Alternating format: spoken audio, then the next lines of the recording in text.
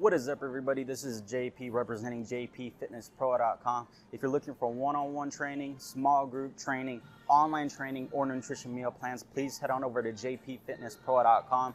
I also just started a blog titled The Life as a Personal Trainer. I come at you guys with all this science stuff all the time and how to get stronger and how to gain muscle and good exercises.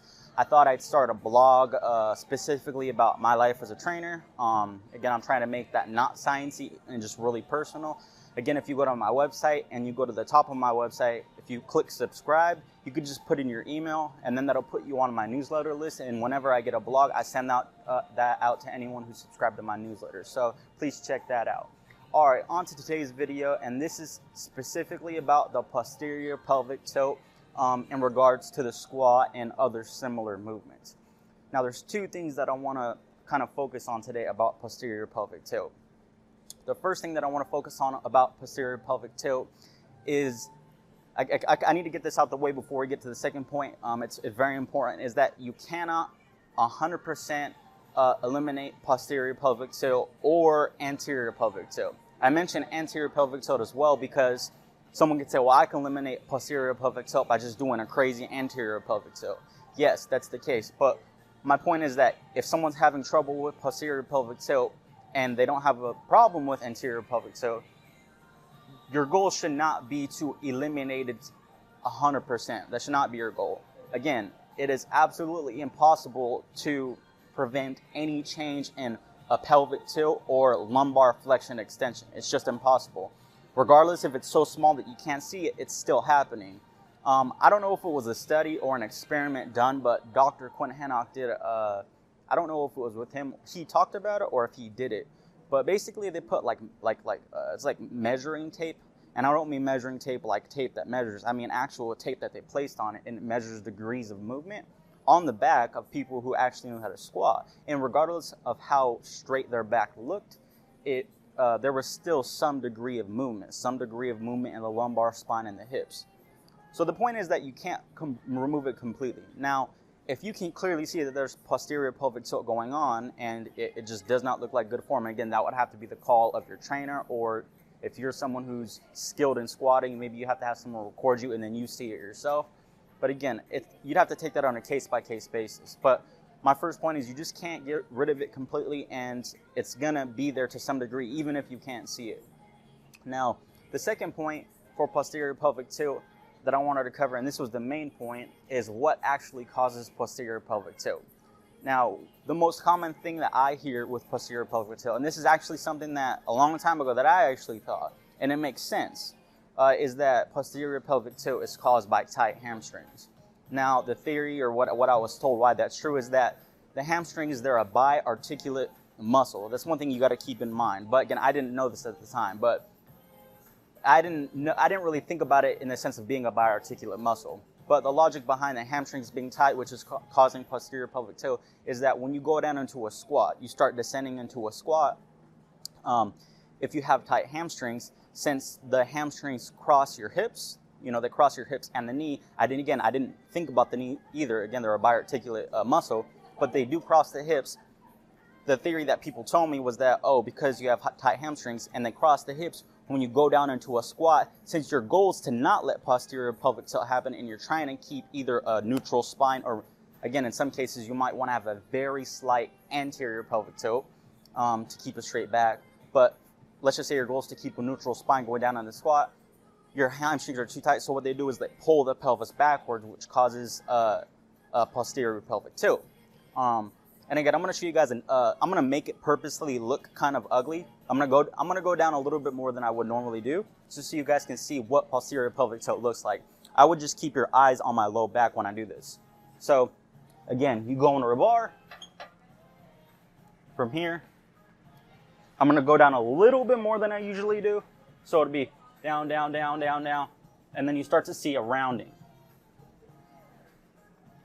Now again, people, what I was told and what I read online is that it's because of tight hamstrings. Now, back to the point that I said to keep a note on, is that the hamstrings are a biarticulate muscle. They cross the hip and the knee. So they aid in hip extension, and obviously they're going to be the prime movers in knee flexion. So knowing that, when you're going down in a squat at the hips. The hips, when you have flexion in the hips, it actually is causing the hamstrings to lengthen. But what people don't remember is that the knee joint is actually shortening when you go down into a squat. So the knee shortening, which is causing the hamstrings to shorten, but then the hips are flexing at the same time, which is causing the hamstrings to lengthen. So they're lengthening on one end, but they're shortening on the other end. And when you look at the net change of the hamstrings length in the squat, it's actually very little. Now, a more accurate and the right answer for why you're having a butt wink is many different things. There's many things going on here, and it's not just one answer. It could be the length of your femur in regards to the length of your torso and your shank angle. All those things matter in your tibia length. For example, if you're someone with really short femurs and you have a really long torso, you're going to be able to sit very upright in the squat. You're not going to have, I bet you money, you're not going to have any problems with posterior pelvic tilt when you're doing the squat. It's just not going to happen. So again, proportions of your limbs and your torso in comparison to each other is going to affect posterior pelvic tilt. How narrow and how wide your feet are is going to affect posterior pelvic tilt. When you have a wider stance, if you look at someone from the side, when you have a wider stance, you have less, there's less front to back distance with a wider stance. So because your hips have to shoot back less, it prevents your hips from wanting to round backwards when you do that. You have less distance to travel going backwards. When you have a ton of distance to travel going backwards, let's just say you're someone with really long femurs and a really short torso, what's going to happen is to keep the bar over your center of gravity, you're going to have to lean forward more, which is going to make it much more difficult for you to keep that neutral spine or slight anterior pelvic tilt. So again, it's not just, it's not tight hamstrings. Again, you have to remember that the hamstrings are a biarticulate muscle. It's shortening at one joint, but it's lengthening at the other joint, which equals a total net change of very little or no net change at all. Now, if the hamstrings only crossed one joint and they weren't biarticulate, then that would make a lot more sense because it's just lengthening on one end and that's it. But that's not how the hamstrings work. And another reason that caused me to kind of rethink this whole thing is I would do hamstring stretches all the time, and it never did anything for me. I would still get ridiculous posterior pelvic tilt during all my squats. What actually helped me a lot better than any tips from when it regards to tight hamstrings were a few things. Is one, do a very good mobility warm-up before you do your squats and do a lot of rehearsal sets. So get used to doing rehearsal sets or practices before you start doing your working sets, and have a good mobility routine for ankle dorsiflexion and also just getting your hips open, okay? So you need a good mobility routine. 1, 2, what's also going to help posterior pelvic tilt is if you really have it bad, what I recommend is widening your stance so you don't have to travel as far like a forward back distance. 2, the third thing would be to somehow, along with working mobility work and increasing your dorsiflexion range of motion, I doubt that that's going to be able to do a ton. So if you're really wanting to take the extra step, which is what I did, is buy yourself a pair of squat shoes or some type of squat incline platform. You can buy those online as well. But I personally like squat shoes better. What that's going to do, it's going to raise your heel, shift your knees a little bit more forward, which is going to help you sit neater in a squat. Now, I'm going to show you guys one thing real quick, which kind of proves my point. When I did that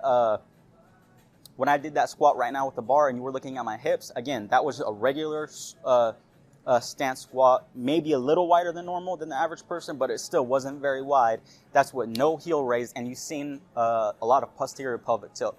Now, what I'm going to do is I'm going to hold on to this bar when I do this squat right now, hold on to it and just do a squat from here.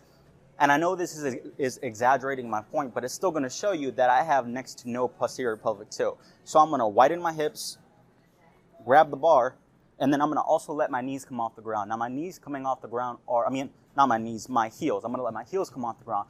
Now, you may say, well, that's bad. Well, no, I'm just trying to show you what happens if you have heel-raised shoes. Your knees are going to be elevated slightly.